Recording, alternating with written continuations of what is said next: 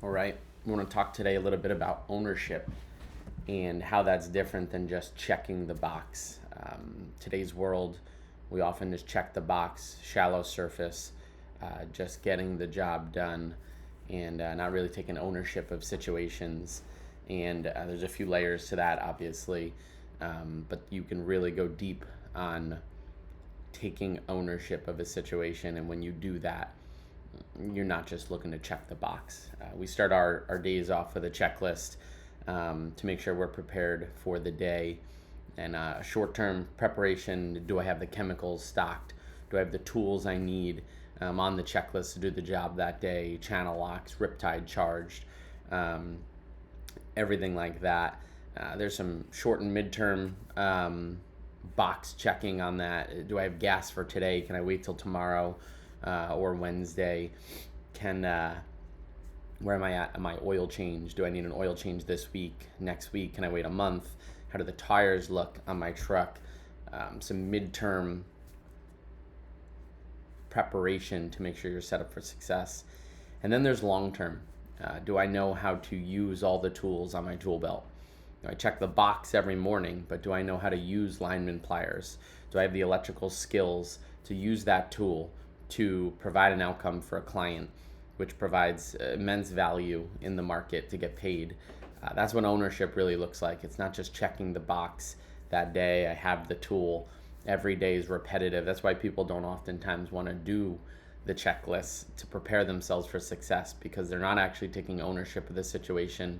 They're just checking a box, and they know deep down it's just a mundane, repetitive, unnecessary task because they haven't taken ownership of the situation to strive for an outcome and get better.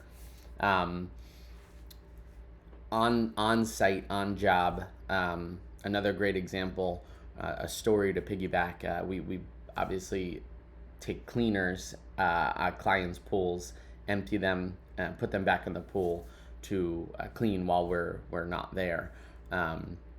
We have these beta skimmers that float on the top. They're solar powered. I was meeting a tech on site, and the blinking red light on the cleaner indicates something. I wasn't completely familiar with this type of cleaner, and I continued the service with him for a little bit, and then I had asked, did we do the cleaner? Did we empty the basket? And he said he had, and we dug a little deeper, and I noted the blinking red light, even though we had emptied the basket. The only experience I had had previously is when I emptied a basket on a skimmer, beta skimmer, put it back on, it turned green and went on its way to clean the surface of the water. So when he had said he cleaned it, that was puzzling to me. We have a blinking red light. We checked the box. We did the cleaning of the unit and put it back in the water. But surface level is different than ownership. So we looked on Google. We asked what a blinking red light meant, and this was a solar powered cleaner. And it was a cloudy day, winter time, not getting as much sunlight. That unit powers on for 20 minutes, searches for sun. If it doesn't get sun, it's going to have a blinking red light. So we needed to communicate that to the client, let them know we're doing our jobs. We're not just checking the box.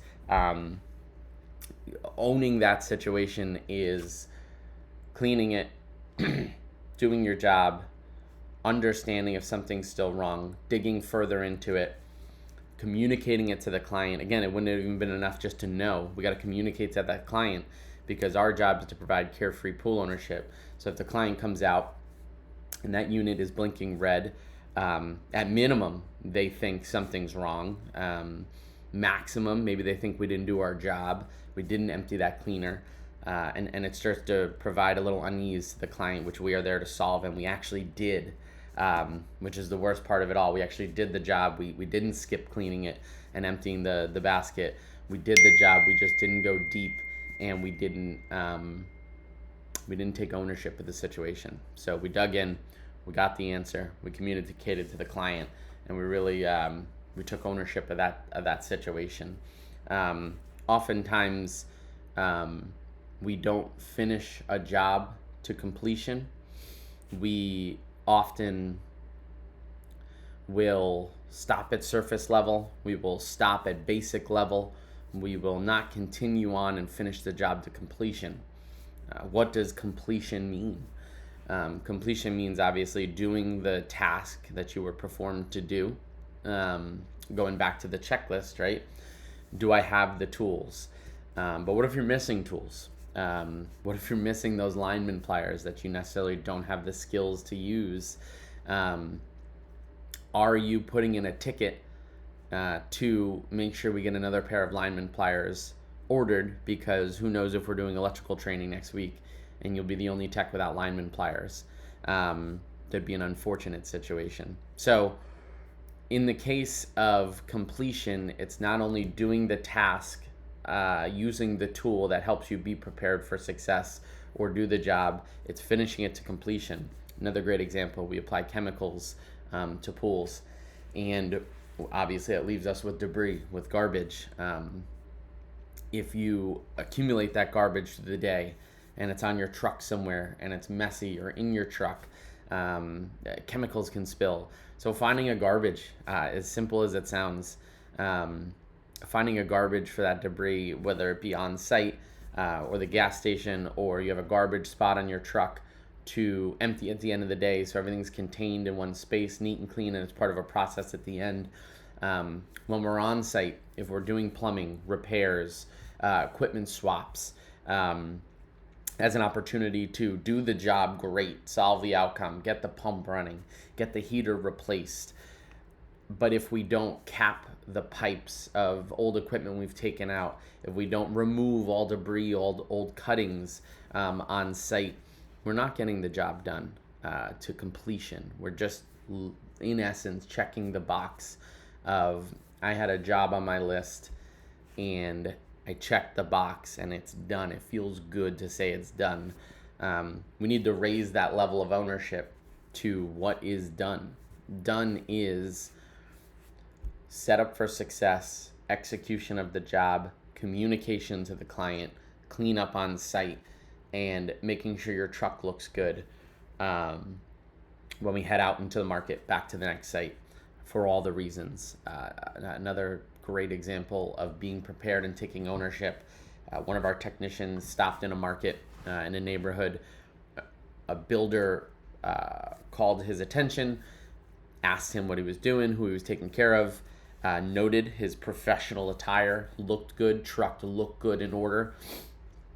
Because that technician had done the standard that day and kept the standard, did not have debris on his truck, did not look messy. All his bins and buckets were in place. When he opened the door, he didn't have old chemicals falling out. All these things of taking ownership of the process set him up for a conversation that went very well with the builder.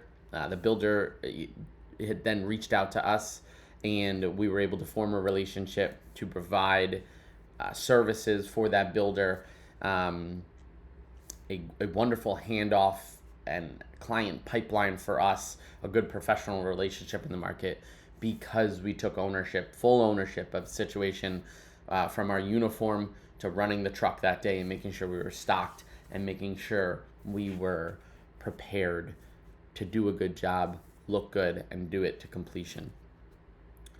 Another story that comes to mind, sometime it's about digging in, digging deep, taking ownership. Over the summer, my partner and I, out in the market, Friday, I think we had weather earlier in the week that delayed us. The list was a little backed up. So we went out to provide a little maintenance in the market, help our team with the list so everybody wasn't working too late on a Friday. We happened to be the last two out in the market, trying to take ownership on a small level of just getting the list done and alleviate some of our team stress. I happen to be last, and my partner, probably about 5 minutes left on the pool I was at, just showed up, helped a hand, probably about 10 minutes out of the way for him. Then the 5 minutes he spent, then 10 more minutes back towards the shop. So this ownership wasn't from a technical stance of we are the owners of the business. This is ownership of band of brothers. This is ownership of certainly not efficiency. Probably only saved me 3-4 minutes just carrying a couple chemicals out in the Riptide, which after a very long day, it was probably about 8:30 at night, with sunlight closing in, was a tremendous uplifting feeling I got that my friend, my partner, my coworker, this human who's in my corner, in my foxhole, had my back, and it was more important than efficiency. It was more important than just getting the ticket done. He said, "I'm there with you," in his actions, and that always transpires to now I want to be there for the next guy, and the next guy wants to be there for the next guy, and we start to create a culture of ownership where we really own our actions, own our behaviors, and own our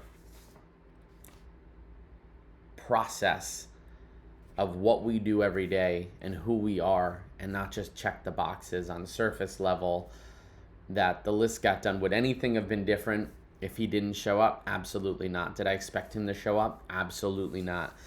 But by him showing up and taking ownership of knowing a buddy, a coworker, his partner, his friend is still out on the route, and he was close enough to pop in and just see if I needed a hand. He didn't know there was only 5 minutes left. I could have had an hour left. I could have run into a problem on site. So that's truly taking ownership of a situation.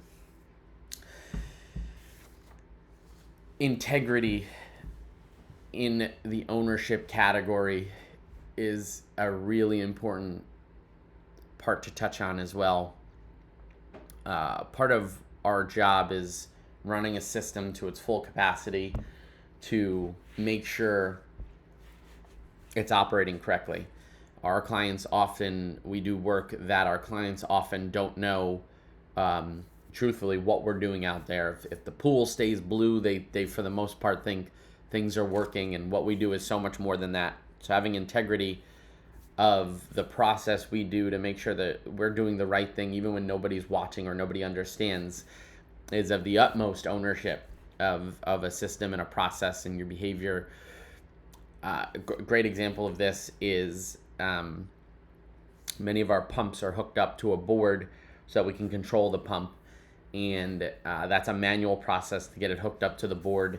Connects through Wi-Fi. At times those connections can get lost, or if we took over a pool and it wasn't set up correctly, that pump's gonna run. It's gonna give us a pressure on the gauge and on the system, but if we're not running that to the fullest extent the pump can run, we're not seeing the true pressure of the system.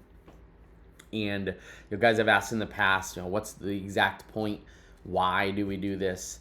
If the system runs the way it's gonna run most of the time in its normal auto setting, what's the point of putting it in high pressure? And we do that to maximize the system. And basically the biggest pressure test on that is to make sure the filter is clean, right? So it's an early indicator of the filter being clean. So the quicker that we can identify a flow issue, we're going to prevent downstream problems from everything from the jets working the way they should on a stream. So if they have a barbecue that weekend and they have friends or family over, their waterfalls work correctly, all the way down to the pump not being worked hard and running to its fullest capacity that the manufacturer has intended, because our system's set up correctly. So we have a responsibility. We take an ownership of that system when the client puts us in charge and places their trust in us to provide them value. That's true ownership of a system, and true ownership where we could just go press the button, the pump would turn on, it's running in its auto setting, and we do our job. That's not true ownership. That's truly just checking the box on, did I run the pump and check the pressure and make sure the system was running correctly. By our standard and our ownership, no, we did not. Really important thing is doing the job to completion, taking ownership of the situation, and not just checking the box. That's how you'll be different in today's world, and that's how you will be different in your heart, and really um, become a professional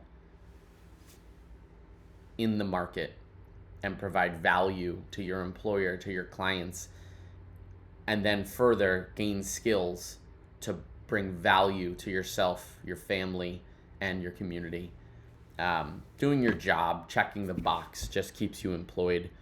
Ownership truly earns trust, not only from your employer, your clients, but it earns trust from yourself, your family, and your community that you're a part of. If you want to be treated like a professional, you have to act like one.